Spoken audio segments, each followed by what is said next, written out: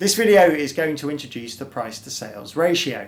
Hello, I'm Peter Martin with Trading 212, and in this series of videos about investing, we've been looking recently at valuation metrics, and we previously discussed the PE ratio and the PEG ratio, and we said that there was a limitation with both of them, and that was when it came to looking at cyclical stocks. They weren't really any good. Consumer discretionary stocks, their earning streams are influenced to a large degree by where we are in the business cycle, and these companies can see their earnings disrupted to such a degree in downturns that they can just disappear and have no earnings over those periods. We see this quite frequently.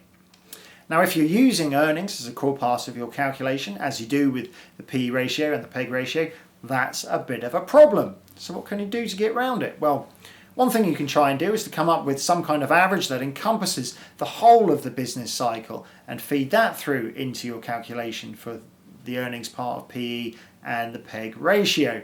One rule of thumb that's often bandied around is to look back over 10 years.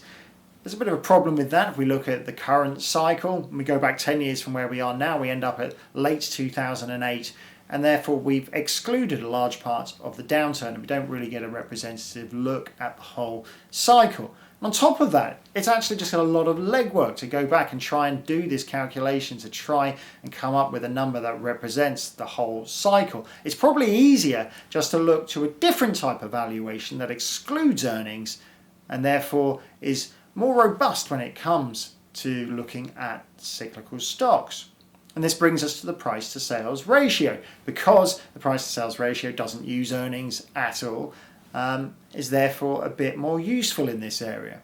So we calculate the price to sales ratio by dividing the market capitalization of the company in question by its total sales over trailing 12 months. Generally speaking, the lower the number, the better the value, the higher the number, the worse the value. Let's say that we were looking at a certain company and its price to sales ratio was lower than the rest of its peers in its industry, then you might consider that it's undervalued in relation to its peers. If it had a much higher or a higher price to sales ratio than its peers, then you might conclude that it's overvalued in relation to its peers. And what we're doing there is to try and make a meaningful comparison. We're comparing companies within their industry, which makes sense to do with the price to sales ratio. And this is because the sales dollars between different industries are not always the same. Let's say that we were looking at Ford Motor Company, which is a cyclical stock. It would make sense to compare it with other automakers, let's say General Motors, because they're both selling the same thing. You're making a meaningful comparison when looking at the sales metrics there.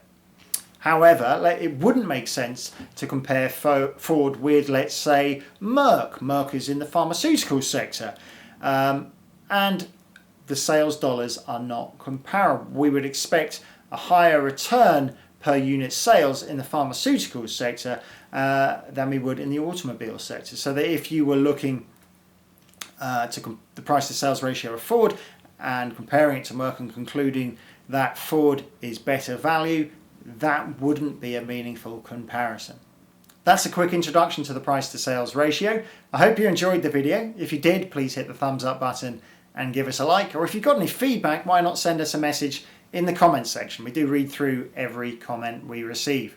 We do upload new videos on a regular basis. If you click on the alarm bell icon, then you'll get a notification the next time we add a new video to YouTube. But that's all for this time from me, Peter Martin, and Trading 212. Thanks for watching. Goodbye.